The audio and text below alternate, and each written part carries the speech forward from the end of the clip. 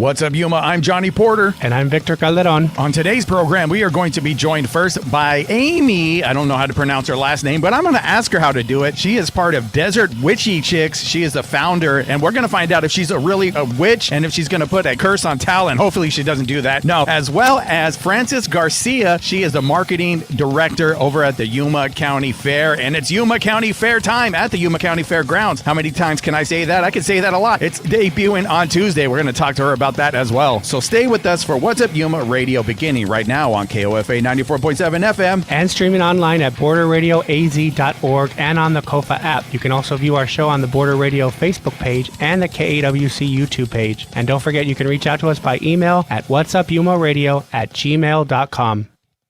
What's Up Yuma is sponsored by High Tanks Brewing Company, serving up scratch-made food, craft beers, and experiences at 2 desert locations in Welton. More at hightanks.com. Chili from Philly. Nick Papa Giorgio from Yuma. What's up, Yuma? Welcome back to another episode of What's Up Yuma Radio. I'm Johnny Porter. And I'm Victor Calderon. And Johnny, I have a brief sports update for Yuma. Yeah, we were talking off air. Again, you've been teaching me and schooling me on the basketball as far as the what college NCAA, is that what it is? Right, the March Madness that most people are following right now, and some people did brackets. And yeah. At any rate, so we're at the Final Four. And the reason why I mention it is because we have local connections, because Arizona is one of the Final Four teams. So for our Wildcats fans that are listening or watching. And that's Tucson, I've learned. Tucson, yeah. So they Arizona Wildcats made it for the first time since 2001. So it's been 25 years. Wow. So remember what you were doing 25 years ago? Yeah, I do actually. But 25 years ago. Since they made the Final Four. Mm-hmm. Yeah. And then so the team they're playing is Michigan. And Michigan their star player went here to AWC in Yuma from like 2021 to 2023. And he has a unique name. It's Yaxel Lendeborg. He sounds like a Star Wars character. Yeah, that's very interesting. But so he's leading the team. So it's going to be either Arizona or this player from AWC from Yuma. Well, he's not from Yuma, but he went here. He went here, and so either way, there's a Yuma or Arizona connection in to the both. National Championship, yeah. So we'll see who does that. That they play Saturday. And who's favored to win that? I think I read that the betting odds are slightly Michigan right now, but that could change as we get closer to the game. Mm-hmm. I don't know. I'm not a betting man myself. But okay. I'm going for Arizona because I have to go with the absolutely school. Absolutely. And it's just so real quick. So I didn't know he was a star player. I knew somebody from AWC was in Michigan, but he's actually the star player in Michigan. If you Google him, he will show up. He like had the most points in the game and all the highlights, so yes. Oh, very, very cool. Yeah. All right. So thank you for that update. And with that, it's time to introduce our guests and get really close to the mic if you could for me, please. And I'm talking to Aimee. And one more time, how to say your last name? Dezoba.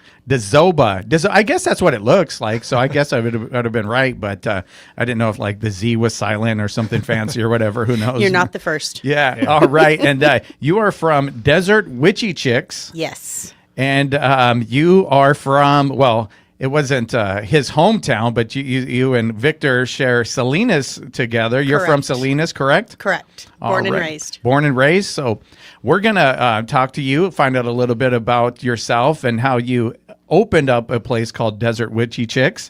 But let's talk about a little bit of your history. Growing up in Salinas, were you always like witchy? Did you like? No. What was that like? No. No. Okay.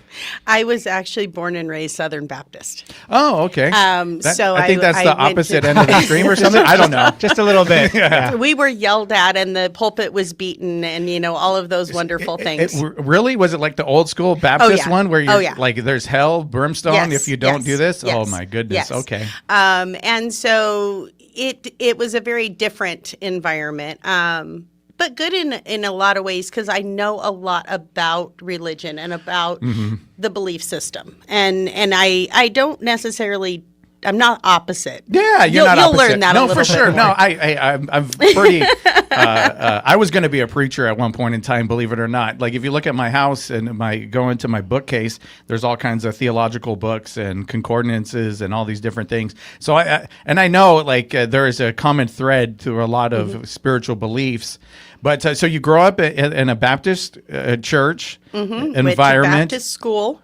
Okay. Yeah, Even I the literally school. all the way up until my junior year, I finally went to public school. But yeah, I mean, all the way through school, et cetera. It was an interesting environment. My dad worked, my mom stayed home, just the way it was, simple California family. Oh, okay. And then I heard off air, we were talking, you said you got into all of this by the way of psychology? Originally, I went back to school, and that's a very long story, but I went back to school right after we moved to Yuma in 2017. And I started out in psychology and sociology. Well, I was in my 40s, and I was in Yuma that has a very, very competitive social work program. And we hit the pandemic, and there was no clinical hours. The competitive part to try and get into that as a master's degree was not going to happen. And I had a few other life-altering things that happened, which led me down the spiritual path. So I ended up finishing my college out in Tempe at the Southwest Institute of Healing Arts. And that's where I did the hypnotherapy and everything else. Okay. So then let's go back to when you were young. Were you always into that, like psychology? I was always what was it? curious. Yeah, what was the curiousness? I always had a real good ability for reading people. And so I could pretty much read a room before I even walked in to tell you if I wanted to be there or not. So what does that mean? Like you could tell if somebody's a creep or somebody's like, yeah, yeah. You can I guess feel that's that. the negative side of it, but like you could like, I could trust this person or whatever. Or like you can feel if it's comfortable or not. You can pick up like on a vibe or like the general like how someone is. Okay. Well, and then when I was much younger, and this was right before I had kids, I was a waitress for a very long time. And I could literally tell you what somebody was going to order down to the type of potatoes they wanted before it even came out of their mouth. I would be writing it as I was asking the questions, but I already knew. Those kinds of things have always happened. There's like a lot of intuition that... I think it's reading people. I think it's really reading people. It's paying attention to their cues. I mean, see, and then this is pretty cool conversation because like reading people is a little bit more scientific than mystical, right? Yes. Because it's all about like there's certain patterns that people could see and certain things that people could see and pick up, and they don't know they're picking up on them. They just pick up on them, right? So it's like you're able to read real quick, like you're saying, like the boom, boom, boom, boom, boom. Yeah, the mathematical equation, and then you pop up an answer. Right. So now, when you were young, though, what were you like? You couldn't put that language to it, I don't think. So what were you thinking it was? I didn't know. I figured it was just me being a rebel because, I was the middle child. I was always told I was going to be the bad one. So I figured it's just me being a rebel. When I looked at my, zodiac symbols and my tarot cards and the stuff that was obviously bad news. Yeah, and off limits to the Baptists, right? And I didn't understand it, but it was curious, and I think for me it was being able to see both sides. Being able to see it's more a straight line of spirituality. In every different culture that throughout history, there is a god or goddess that stands for each thing, right? They all have different names. And one of my earliest memories back to the Southern Baptist thing was when I was a child, I remember this poster clear as day today. It was a black poster. And the words were in a rainbow gradient, and it said the 100 names of God. And it started with Yahweh and Alpha and Omega and blah, blah, all the way down. And the Christian tradition, all the different names. Okay. But I'm thinking, so Odin and Thor and Loki and Freya, isn't that the same? Some would say, aspects. right? For like the different cultures, different parts of the world, I would say, right? So you're curious and you're kind of seeing this, and you're saying, wait a minute, there's kind of more to this, right? And then you said it wasn't until you went back to school. So back to school, what'd you go to school for originally? I didn't. Oh, you didn't? I did not even graduate high school. You didn't even graduate? Oh, okay. No. So you were a bit of a rebel. I was a little bit. Okay, all right, a little bit. I did a little bit of partying in my day, and I was definitely a little lost for a bit. So can I ask you, like, when did you drop out? Was it like early? I actually did get my equivalency when I was 16. Okay. But I met my husband when I was 18. So between 16 and 18, there was a lot of craziness. Yeah. So you've had a lot of craziness, a little bit of the rebel, and then you said you're going back to school, meaning that you wanted to pursue higher education. Right. Oh, okay. and then you wanted to get into this field because of the job market. Right. Okay. It was the job market and kind of also where I'd always gone naturally in life. When my kids were in high school, our house was the safe house. The kids all came and talked to me when they had problems. I have a bunch of extra adoptive kids that I've kind of gained along the way because they felt safe with me. And so when I first went back to school, I asked them what they thought I should do. And that was what they told me. In fact, my oldest adoptive daughter told me that she grew up in the system. And had she had me as a case manager, her life would have been better. Oh, wow. And so that is why I started that route. So you got a little bit of affirmation on it. Right. Somebody said it, and we have Bruce in the studio as well. Bruce is over here. You're good. Bruce is a dog for people that can't see him on screen, but we'll try to get him on later. Yeah. Bruce will make an appearance. If you've ever been into the shop, you know who Bruce is. Yeah, I've met Bruce. Yeah. But so a little bit of that affirmation, confirmation that this is the field you should be going into because. You know, in that world, you could help people. That's an easy, quick way to help people in that system. But how long did you spend in that system? So I went here to AWC and I went to NAU. And then I worked in the mental health field for a short time. And I also realized that Can you get a little bit closer to the mic? Came the rebel again, right? It was that I don't like red tape and I don't like rules and I don't like all of the crap. No, you are a rebel. I like you. We're best friends now. I don't like the rules. And mental health, there are rules and there are rules for a reason, yes. But there's also other ways to help people. You know, and even I love studying psychology on my own. I went to AWC for 2 days out here, and it's hard for me to in that structure, but I love reading my own. But even inside of the world of psychology, you know, you have Freud, and then you have Jung, right, that have difference of opinions. Like, Freud taught Jung, and Jung learned a lot from him, but it was time, he was like, okay, this is time for me to move on, and they had their arguments and their differences. But so even in that own space, but within that space, there has to be like a set, like there's a Freudian set, right? If you're more of a young guy. Carl Jung. I'm kind of right down the middle because I think Freud did way too many drugs and did a lot of things that he shouldn't have done. Yeah. I think that he was a great thinker. He came up with things probably because of his state that he was able to think outside the box. But Jung really thought more about why do people do what they do? Yeah. What personality types are going to do X, Y, and Z? And that is what I take into when I do readings, when I do tarot readings, when I do working with people and deciding on their hypnotherapy. That's what I do.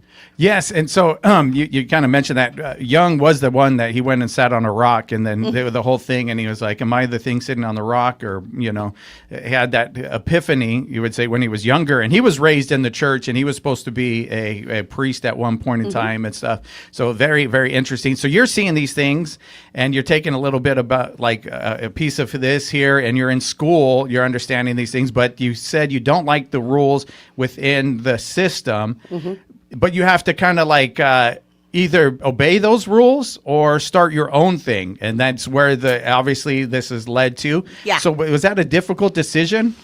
No, not at all. What really set it in stone, I think, was I remember looking back at some of my really big research papers when I was here at NAU, and I remember looking at them after the professors would grade them, and I would think, who the heck wrote this? I'm like, where did I get all of this insight? I remember doing the work. I remember sitting there for the hours and hours and hours and the Post-it notes and all of that. But reading it, it was like, this is really strange. Well, then when I went to the Southwest Institute of Healing Arts, we started talking about clairsenses. And I am not one that hears things. I don't see things. I don't, see fairies, etc. No, I can read people. And one of my girlfriends explained it this way. She said, you are one of those people that just knows what to say when to say it.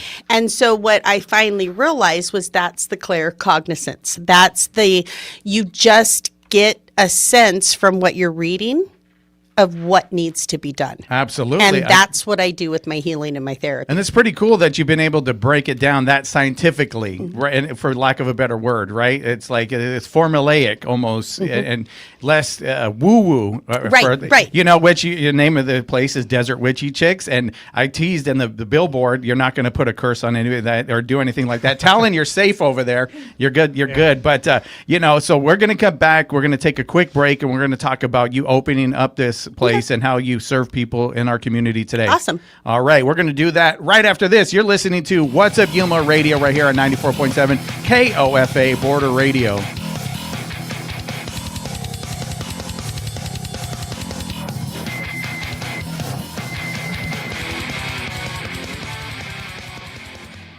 If you're not going to be at your radio, you can still listen to your favorite programs. Download the KAWC KOFA app from the Apple App Store or Google Play Store. Stream us online at kawc.org or borderradioaz.org, or ask your smart device to play KAWC or KOFA. You're listening to 94.7 FM, KOFA Border Radio. The weather forecast for Yuma today is sunny with the high near 97, mostly cloudy this evening with the low around 68. In this week's Arizona edition, the Gadsden School District considers removing Cesar Chavez's name off 2 facilities, Amazon celebrates a new Yuma delivery center, and the Hotspot looks at students' take on the news lately. You can listen to the latest episode of Arizona Edition on the KWC app and at kawc.org. Stay tuned to 94.7 FM. Welcome to KAWC's The Hotspot. I'm Chloe Michael. And I'm Maya Manry. This week, we're seeing if a certain feeling is shared. Is the vibe off? I'd certainly say so. At the beginning of the semester, it was packed, but like half the people are not there. The show is available as a podcast or online at kawc.org under the shows tab. Bringing the heat to Yuma and La Paz, it's The Hotspot. Why is music an important part of your life? For many of us, music lets us see the world from someone else's perspective. We can find community in hearing someone else's joy, sorrow, or hope expressed in song or melody. KOFA Border Radio is your local, non-commercial source for great music.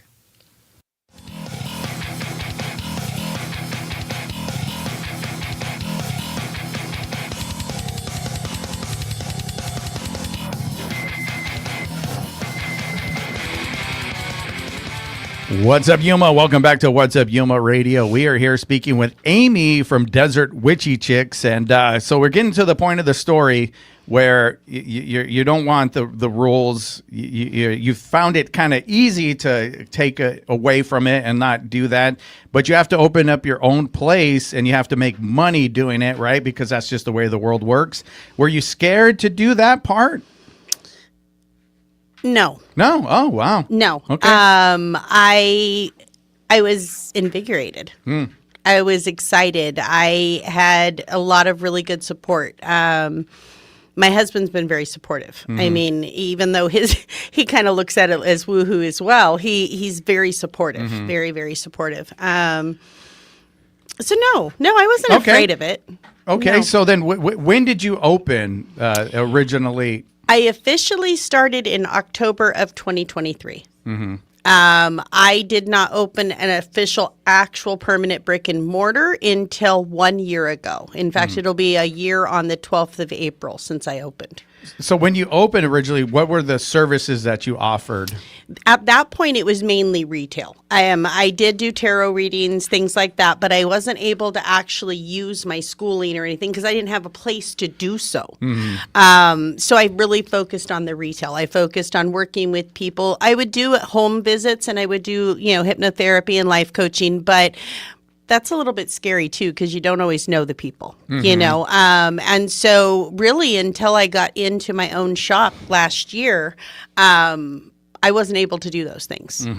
Yeah. So you started out. What was it like within the community here? So to find people that are into that or be willing that was to do. so easy. It was easy. Emily showed up right away. Well, no. Well, Emily, I actually did meet one of my first customers. Emily's off was camera Emily. over here. She's here with you. She walked into a shop when I was working for a crystal lady. Oh, okay. And that's how I met Emily. But I mean, I've met people like Olga at Sundust Minerals and Jenny at Harvest Moon Holistic. I met them long before I started my business. Oh, gotcha. And they have been amazing inspiration. They've been amazing support. We send people to each other all the time. That's it's very not a cool. competitive at all. It shouldn't be competitive, right? No, You're all because healing, right? you collaborate at the top. Yeah, absolutely. And I need to go see Jenny myself. I go over there and get what I forget what it's Reiki? No, she sticks needles in my ear. Acupuncture. There you go. Yeah, Acupuncture but it's in like your ear. But it's a different. It's called something detox, acro detox, or I don't know, something like that. Say the name anyway, either. I get it. But I do that, and then a little bit of sound therapy to get that. But okay, so you found a good community early on. You said you were selling crystals, right? Well, I was Stuff selling like that. crystals, but I was also doing a couple oils and things like oils, that. And then I really found my niche was teas, herbs. It was spell kits. It was getting back into nature, putting my hands in the ground, and so that's really where my focus is. So that's cool. I just want to say something on crystals, which is super cool. People are like, I don't know about the crystal stuff. You might get that. Like I've heard preachers preach against it, but the reason why they're hearing us right now on the radio is because of a crystal. That the quartz crystal was the first radio, and you got to look into it. Crystals do have power in them; they literally do, because that was the first radio, and we wouldn't have this without a quartz crystal. So just even thinking about that, and again, I'm more of a scientific guy. It's pretty cool to think like that crystal had that power, and this person said, "What if I do this and I do this?" And it's like, wait a minute, how is this happening? Transmitting frequencies between crystals. Anyhow, I digress. But so then you're so the witchy thing. It's like if you like the pagan thing. If you hear these things, it's people that went back to the earth, right, to kind of find some healing from it, right. And I know, and I've done my research, and that was antithetic, whatever that word is, the antithesis of. Okay, you just pray and God will heal you, right? So religion was like, ooh, you guys are spooky because you're mixing up these things, and it's only God. God can only do it, right? That was that little tension between the two. But you said you found your way within the concoctions or the medicine, putting that? The medicines, and the analytical. Because I'm sorry, if God created us unique, every single one of us is unique with free choice. Then why does he have to do it all for us? Yeah, I get it. Didn't he create us with the ability to make our choices and to do things for ourselves? And if we fall on our face, he gave us hands and feet to pick ourselves up. Yeah. So I don't believe in blind faith. I believe in the power that I have of my willpower and my ability to do X, Y, and Z. And then I also believe that crystals were put here for a reason. They are minerals. Yeah. Herbs were put here for a reason. They're medicine. Yeah. So that's where it's very hard for me, because there isn't a delineated line for me. I do believe that there's a creator. I don't think we came from slime. And I could be wrong in that too. Yeah. But that's why I say people need to come into my shop to understand that I'm not a spooky botanica witchcraft shop that's going to scare the crap out of you. My shop is very, very spiritual. It's very calm. It's very welcoming.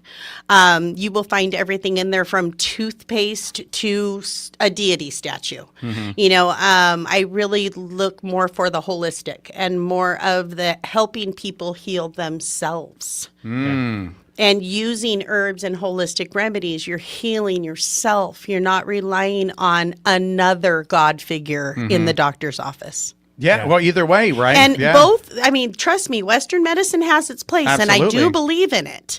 But I do not believe that it fixes everything. Right. So, Victor, how do you feel about this, hearing these type of things? Yeah. No, I think so. Like you were saying, even the name of your business is like a rebelling against, like, and you want, like, if people are kind of put off by that, maybe that's not who like you want to see anyway. Right. So going off of that, like, how do you see the community here in terms of who you do see and the people that are your like regular customers? I literally have them from every religion base I mean, I have had Catholics, I have had Mormons, I have had Christians, I've had atheists, I've had, it doesn't matter. My door is open to all. I do not believe in shutting out anybody. If you are coming to a spiritual shop, you are in need of something. And that's what I'm there to do. Yeah. That is exactly what I'm there to do. And it would seem weird to shut people out, right? That just seems like a weird, Right. like, okay, you have to know the certain word, the magic word to come in here. And if you don't know that or bow down to this, then you can't come in. That seems like strange, right? Right. Especially if somebody, like you said, they're looking for something.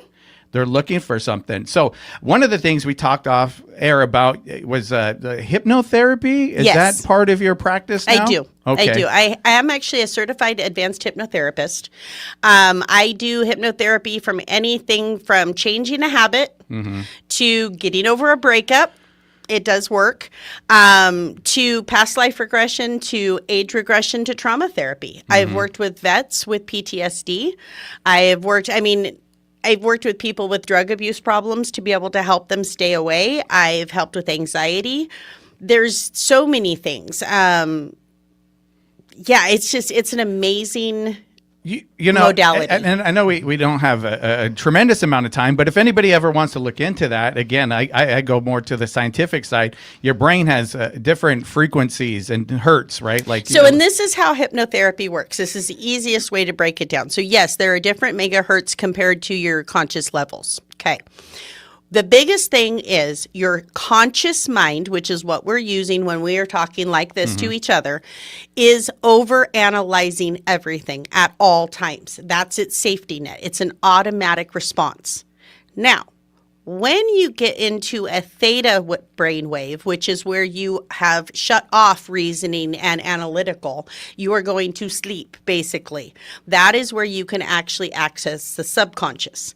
When you access the subconscious, there are no emotions involved.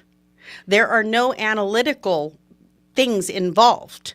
So you are able to suggest to the subconscious what you can't get the conscious mind to hear.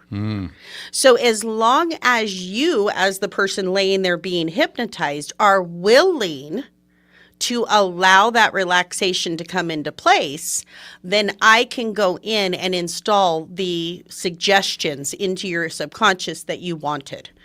And then you'll remember everything. I cannot make you dance naked on the stage. Does not happen. You are in complete control. But I'm able to talk to the subconscious mind. Yes, and I've experimented with it myself. One of the things growing up, my dad, because of my dad probably, is the dishes. Hated doing dishes, and it was always dishes. Dishes are the worst things in the world. So then I did this experiment myself. If I bring myself into the theta and then tell myself I love to do dishes while I'm doing it, and I bring myself over and over, then did different forms of meditation and doing that, and now I love to do dishes. And it took a while, but it worked. It literally worked, and it totally changed. It's not always going to make you love something. Yeah, but it changed my whole view about it, right? And now I have a smile when I do it, and it's not the same. But it's all about, like you said, turning off that or changing that frequency, bringing them to a different state where one word, it's more suggestive, but. It's like, to me, with the computer, you have like if you're running Mac, or you're running Windows. But back in the day, if you go to DOS, you could do certain things that you couldn't do. Exactly. So you know what I'm talking about. So your subconscious mind is MS-DOS. It's a DOS, right? That's the subconscious mind. So you could go in there and do stuff. And I remember working with DOS as a kid, so I get it. So you bring it to that, and then now you could change some things. But again, it's not making you dance like a chicken on a stage at the fair, which was coming up. But because you wouldn't do that. Naturally. But it's something like, if you say, I want to stop smoking cigarettes. Yes. I can make them taste like crap, basically. Oh, wow.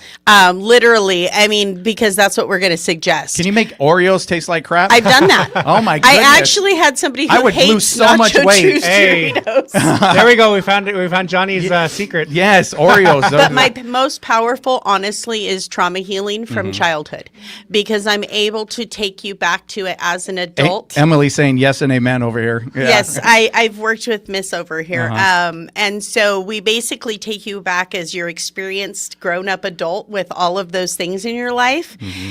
And you can talk to that child and you can show them that not only are they okay, it was not their fault. You made it through. You're able to do that, but you're able to do no emotions during that. Yeah. Because you're doing it in your subconscious. You don't bring that emotions that you would normally do that would hinder that process, I guess. Right.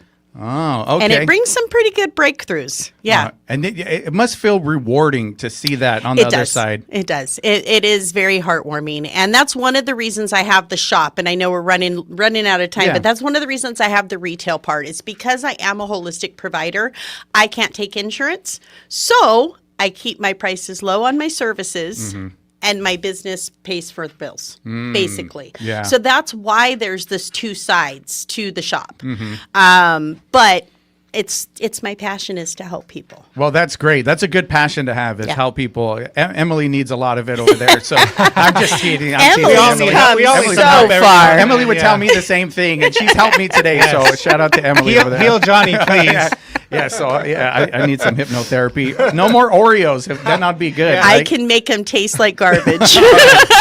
All right. Thank you so much for being with us. If somebody would like more information, how can they find you on Instagram and your location? Instagram, if you search Desert Witchy Chix with an X, you will find me. My location is 3 West 3rd Street, Suite 6, and that is off of downtown Maine in Yuma. All right. Thank you so much for being with us. And thank you for bringing Bruce. Yes. Who did a great job over here. Shout out to Bruce. Look at that handsome devil over there. When I first started in radio back at the K-Blue, there was one of the co-hosts would come in. He would bring his 2 dogs. He was a lawyer. So they were about this big. Okay. And so I'm used to it. So it was part of it. It kind of brings me back to those old days. But thank you so much for being with us. With that, we're going to take a break. We'll be back with Frances Garcia. Yes, it is fair time. She is the marketing director for the Yuma County Fair. We're going to talk about that right after this. You're listening to What's Up Yuma Radio right here on 94.7 KOFA Border Radio.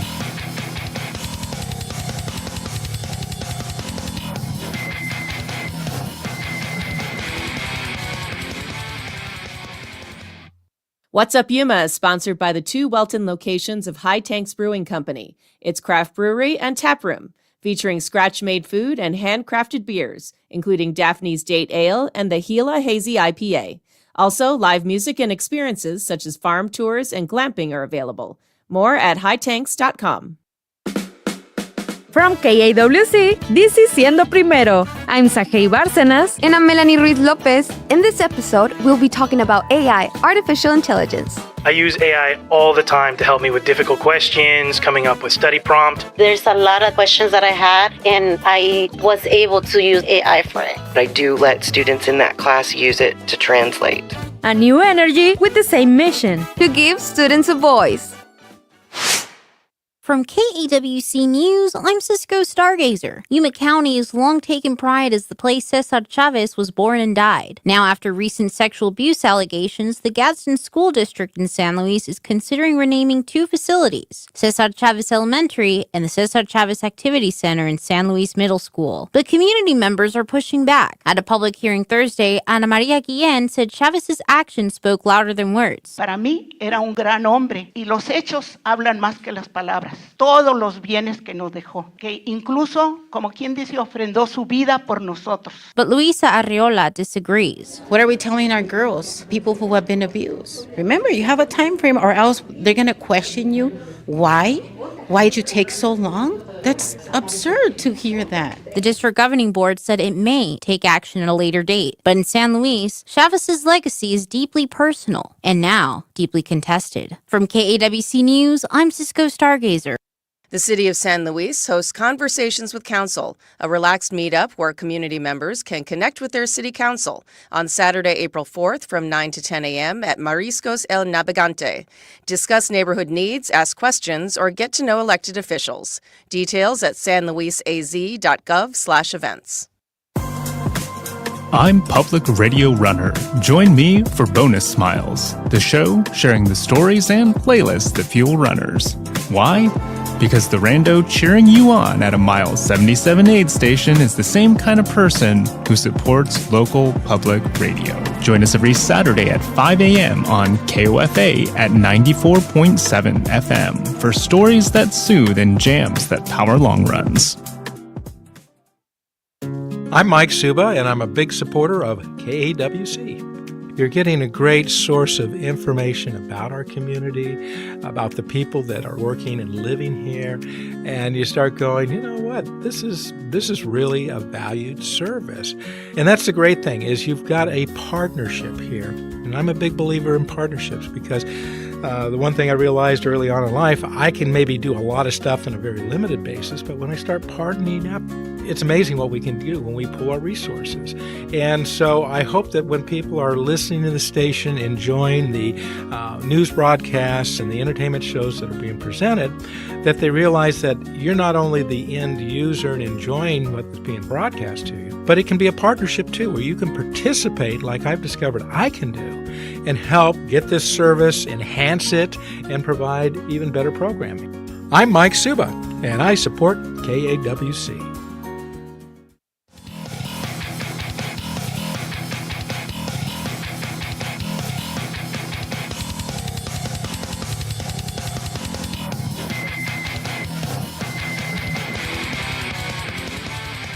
What's up, Yuma? Welcome back to What's Up, Yuma Radio. We are here now joined by Frances Garcia, the marketing director for the Yuma County Fair. Thank you for being with us. Thank you for having me. Yes, and if you drive down 32nd Street, you will see it is fair time. It is time that get out there, get with the kids, go check out the animals. We're going to talk about that, as well as go on some of those rides. And get some good food. And get some good food, yeah, like fair food. That's Yeah. always delicious, very yummy.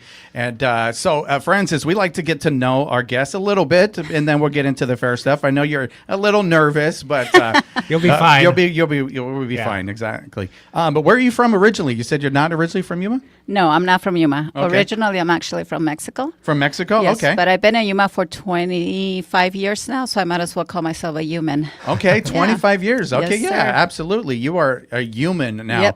Yep. When you got here to Yuma, were you going to the fair? Is that something that was a part? No? Okay. No, actually, when I came to Yuma, I used to work in prevention. My background is outpatient behavioral health. Mhm. So I started my career in prevention services. From there, I moved to the clinical side, and I spent about 20 years in the outpatient behavioral health system. Oh, wow. Yes. So you were helping a lot of people.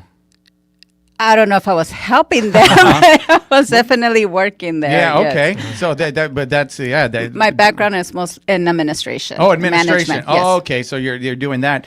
And admin side, did you like that? Did you enjoy it? I really did. I think it offered me a lot of opportunities, a lot of experience. I am forever thankful for that experience. I think that really helped me understand how to work better with people. Mm-hmm. How to deal with complaints mostly. Oh, So really? A that lot was- of complaints? I was a compliance officer, so okay. I dealt mostly with the any concerns, any fraud. In my role, I oversaw the quality improvement services administration side, HR. So I dealt with a lot of the policies, procedures, and any complaints that came in about our system, the processes, and things like that. Okay. So kind of boring stuff. But all right, but was it something that you wanted to do when you were young? You want to be an admin? How did that happen? I honestly, my passion has always been education. Education, So I okay. do have a degree in education. I also taught for a few years at a middle school level. Okay. So honestly, I just got lucky. Prevention, when I started in prevention, I used to be a lot of educational services, preventative work, and I really had a lot of passion for that. So my role when I started in prevention was teaching parents showing them the skills or the tools to be able to improve their parenting or teaching them different parenting styles to help them, improve, I guess. Yeah, improve, and then you have a better, for lack of a better word, product, which is their kids that go out in society, right, and be good human beings. Yeah, so we focused a lot on life skills, anything that would help the kids stay away from, we focused a lot on protective factors versus the risk factors. So we did a lot of work at the schools, at the community. So I really enjoyed that part. And then as my career expanded, I moved into the administration side, which was weird. I love policies and procedures. I love rules. So you're saying it's weird. That is weird to say. You're like, our last guest hated that. Yeah. That's a little bit of a contrast there. But it takes all type of people. Yes. And so you love these things. Yes. So I love learning in general. So policies, procedures, understanding how things happen, understanding processes, creating processes, implementing them. I'm very much driven by outcomes. And so through that prevention service, careers opened up for me in administration. And it turns out I was pretty good at that. So towards the end of my career, I was able to move up in the company I was working with. The company is no longer around. It was bought out. So my last role with behavioral health was the chief compliance and administrative officer. And so my role was primarily focusing on policies, procedures to help the system or our system be a little bit more efficient yes. Okay. And so then how does that transition to marketing for the fairgrounds? How'd that happen? Because I do have a lot of passion for education, I decided to go back to school and get my master's in education. I've always wanted to teach. And when I left outpatient behavioral health, I decided to take a teaching job around Watson Middle School. So, but also I'm very passionate about learning. So when I got introduced to quality improvement, I thought that I definitely needed to have a master's in business administration. So I went back to school and I got that. Wow, you do love learning. My goodness. Yeah, so, you're like, I'm just going to go back to school again. All right. I know. I really do. I love learning. I always say, if there was a career for a professional student, I would be it. Wow. I would love to be in school, but I can't afford it now. So I stopped there. But so my background is administration. And from there, I went into teaching. And the Yuma County Fair at that time needed a part-time marketing person. And since I have a business in marketing, and in my previous position, I did a lot of networking. I had to promote our business. Yes, a lot of networking, outreaching. I had to promote our services through the company. So it kind of, for me, it kind of went hand in hand. And it was something completely different. I love challenging myself. And so a part-time position opened up at the Yuma County Fair.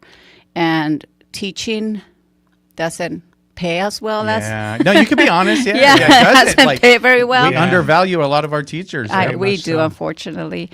And so that was just an opportunity for me for, some more income. And so I started there part-time almost 6 years ago, actually. Okay. So I started there part-time, just doing, all I did was their social media marketing and maintain their website. And that's how I got into the fair industry. Okay, so you're there, you're part-time. You said you're helping out with the social media and maintaining their website that they already have up. So it's like, is that like updating it and making sure like the newest stuff, what's going on is on the website? Yes, I didn't design it. That was somebody else. So my role at that time was to just maintain it with current information about the building rentals, events, whether there are events or other people's events. So that was my primary role, and also managing their social media. So when I started, I would do the posts for them for the upcoming events, to promote the fairgrounds as an event venue, because we are an event venue. A lot of people don't know that. So my initial role, it was primarily doing that. Yeah, because that's year long at that point when you're an event center, your place. So I think I've seen like the Renaissance people out there, they're probably one of the ones that rent it. I saw them out there with swords and like doing stuff. The little LARPing. LARP. And so you're doing that, and then it moves to full-time? Yes, I tricked Eric into thinking Eric, that. shout out to Eric. Yeah, bro, it just sound like you tricked. Actually, the previous manager was ready to retire. And so Eric saw potential in me in the position, and he offered me the full-time position to continue to do marketing, but also take on the role of the office manager. And so it will be 4 years this year that I started there full-time. Oh, so you're also, man, I didn't introduce you correctly. You're also the office manager? Yes, that's okay. Okay, yeah, okay, no problem. So okay, so now you have a lot of responsibilities, but it sounds like you're somebody that learns. You could catch on really quick and figure those things out, the ins and the outs, right? I think that my background really helped me. Yeah. I think I have so many years of managing experience that I was able to learn. Not everything was easy, trust me. I'm still learning a lot from Eric and a lot about the fair industry. I still feel like a baby there. So, but yes, thankfully I'm a quick learner, and I was able to embrace the role, and I love it there. And you said, I'm looking at the time real quick, 6 years, the cumulative time from 6 years to today? It will be 6 years this October. This October? Yes, okay. Two of those years was part-time, and the last 4 will be full-time. So we're going to take a quick break. On the other side of the break, we're going to talk more about the fair. And then within that 6 years, a lot of things has changed. Yes. So I want to talk about some of those changes. Sure. All right. We're going to do that right after this. You're listening to What's Up Yuma Radio right here at 94.7 KOFA Border Radio.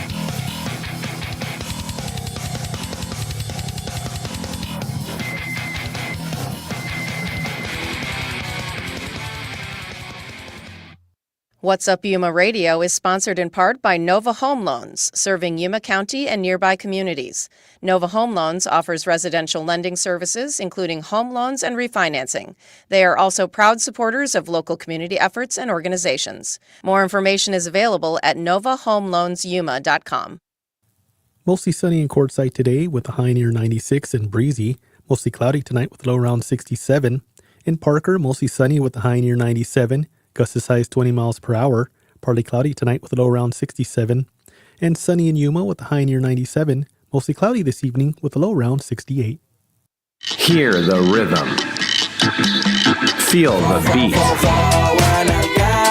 Let your curiosity run away on the Latin Alternative. Hi, I'm Josh Norick. Every episode of the Latin Alternative takes you on a thrilling rendezvous of sonic and exotic landscapes in Latin rock, funk, hip-hop, electronic, and tropical music. Join me and my co-host Ernesto Lechner on the Latin Alternative. This evening at 7 p.m. on KOFA Border Radio 94.7 FM. If you're tired of listening to long commercials before finally hearing music, look no further. We've got you covered. Whether you're searching on your radio, trying to find an app to play some tunes, or need background music playing on your computer while finishing up some work, KOFA Border Radio is your non-commercial place for music.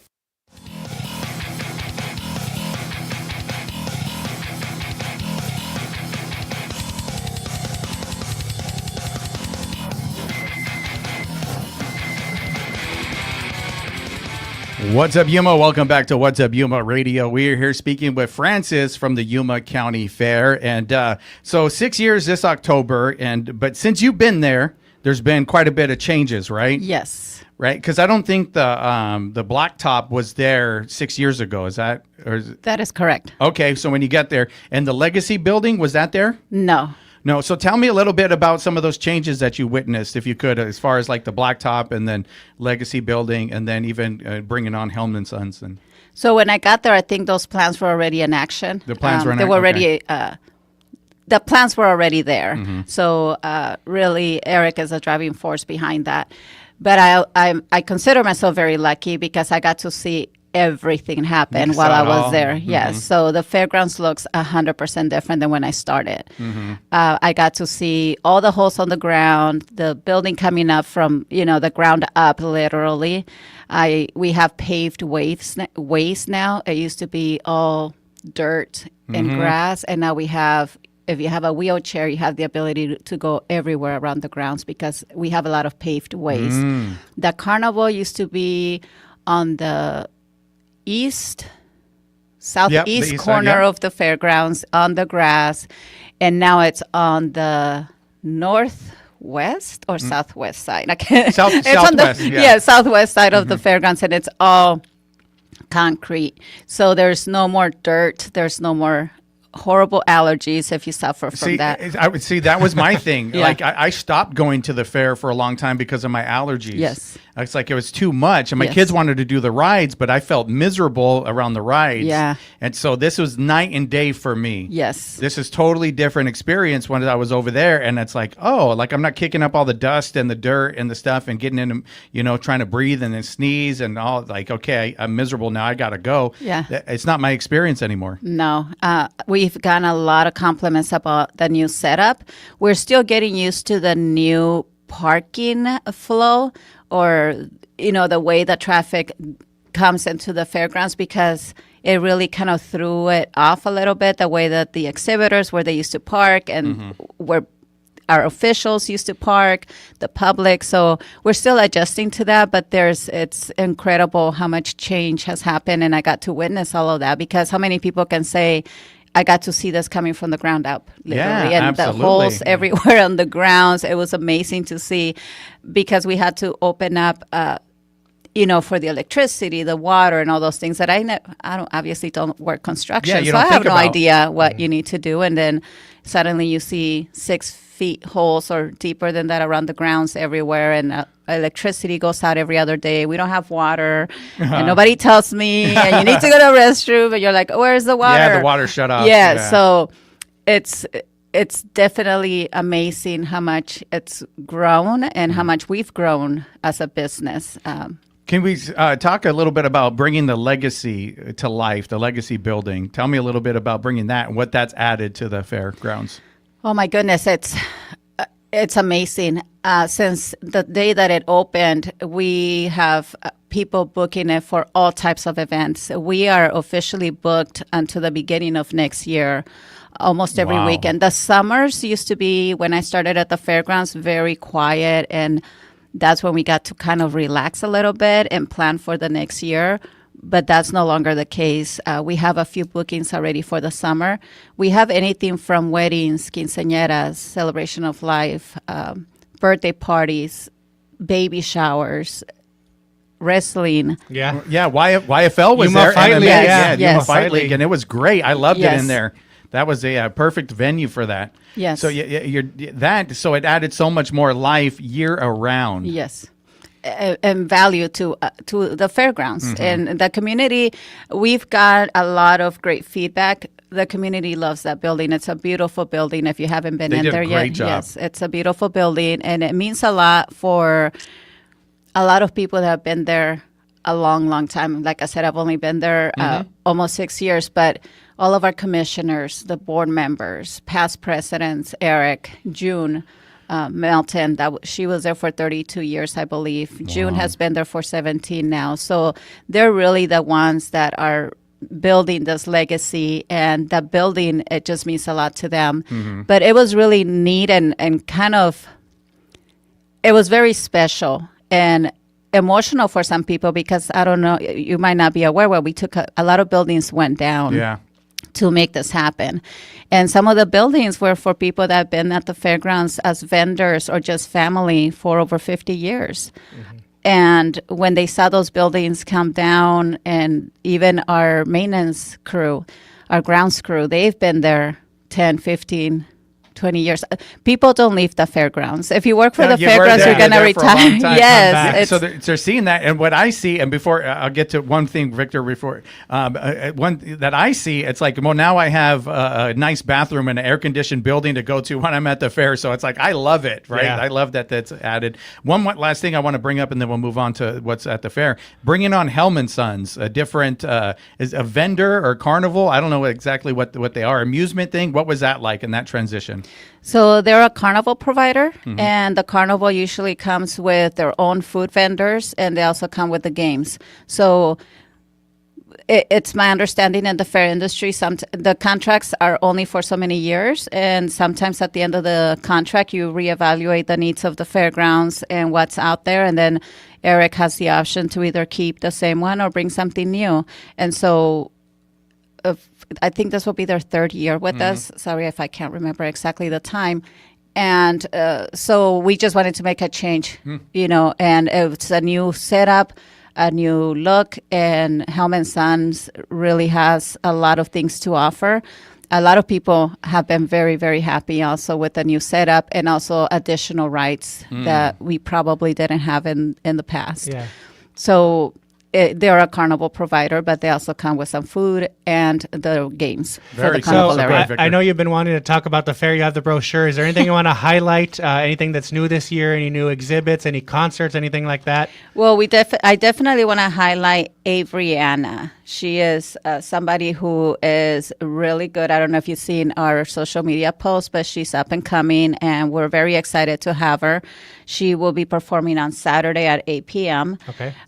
We do have our exhibit building. Please go see it. We've combined the 4-H FFA with our open entry department, and so that's new for us this year. It looks pretty amazing. All the work the kids do.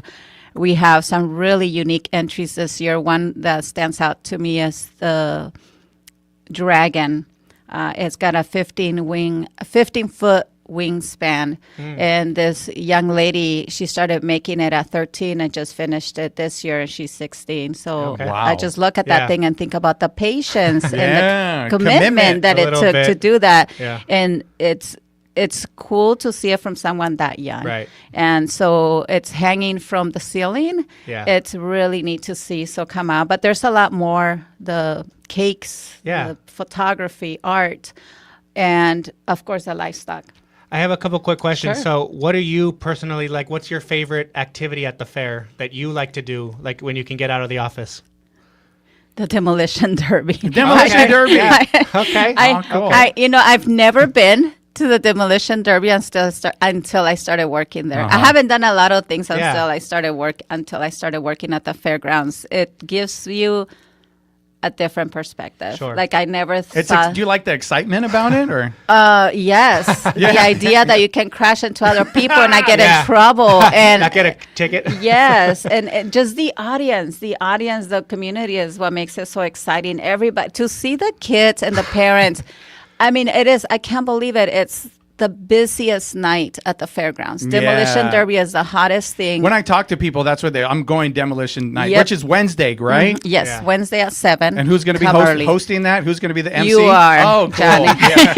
Some synergy, that's what we call it. I did it the first time at the Fall Festival, and I got so excited, almost lost my voice. Oh, my God. And the guys that put the demolition derby together is actually two board members now, Brian and Timmy. They do incredible work.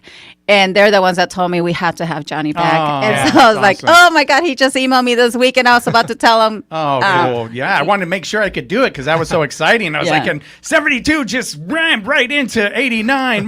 Like, who wants 72, and people cheer and stuff like that. They really get into it. Funny story, the first year that I started, I don't even know what happened, but they needed somebody. They needed an MC, and Eric thought that I might do well because I'm really loud. But I'm not I don't like to be put on. I don't like being on the spot. I'm really loud, and you're loud around the office. Yes, but being in the spot is. So he thought it'd be a good idea for me, and I don't know who else it was. And oh my God, I was like, this is not easy. Yeah. This is so hard. I felt so awkward, but people were just so happy to see it and to see the first time comers or the little kids and the families and their excitement. It's just really neat. It's definitely one of my favorite things. Real quick, what's your favorite fair food? Oh, that's hard to pick. Or like type of food, or like you have someone you check out every year. Yes, the Elk's chicken. If you've never had it, it's so I've never had it. Tommy D's corn dogs. I'm afraid to say anything because people, you didn't say mine. You can't go wrong. There's cinnamon rolls. Yes, cinnamon rolls. I mean, everything. There's something unique about the fair food. Something about it that is just so good. So I think any vendor you go to, it's an incredible experience. And it's only once a year, so why not, right? Why not? Yeah, and so you got the entertainment this year. It's going to be a great year. How do people get tickets, and what day and time do you open? So tickets, we actually have the entrance tickets on sale now on our website at yumafair.com. The cost will be the same at the gate, but we have a promotion this year. If you go to Burgers and Beer, you can scan a QR code that will be at the tables or the entrance, and you're able to get $3 off your ticket. There we go. So if you are having lunch at Burgers and Beer, or you haven't been to Burgers and Beer, their tortas are amazing. And their breakfast is also really good. So go to Burgers and Beer, scan the QR code, and you will get $3 off each ticket. Very cool. Thank you so much for being with us, Francis. I really appreciate it. You can find out more on their Instagram page, correct? Yes. All right. Thank you so much. I will be there actually handing out wristbands and doing a game show, part of Helm & Son. So if you want to get some free wristbands, I'll be over there doing a game show. Yeah, come see me. And with that, I better get this out of the way. Legal read. Yep. What's Up Yuma Radio is a production of KAWC, Colorado River Public Media. We broadcast from the studios in the Matador Activity Center at Arizona Western College in Yuma. Want to thank our engineer, Talon Gonzalez, along with Anthony Ornelas, Juan Garcia, and Dave Reek. You can find out more about KOFA at borderradioaz.org and on the KOFA app. Stay tuned for KOFA's Midday Music. And on tomorrow's program, we're going to have Frankie from Yuma Chix, as well as Brandon from B1 Elite Fitness. You can listen to the podcast version of our program and check out past episodes anytime at kawc.org/podcast/What's Up Yuma Radio. Yes, and if you want to be on this show, make sure you visit whatsupyuma.biz. Click that radio link and click the book now. You can book your spot right here on the show and be a guest just like Francis was, and she was a great guest. So I'm looking forward to the fair, and I'm really going to be giving out those unlimited ride wristbands at the Mardi Gras stage over there at the fair starting tomorrow. See you guys. Bye. Bye. What's Up Yuma is sponsored by High Tanks Brewing Company, serving up scratch-made food, craft beers, and experiences at 2 desert locations in Welton. More at hightanks.com.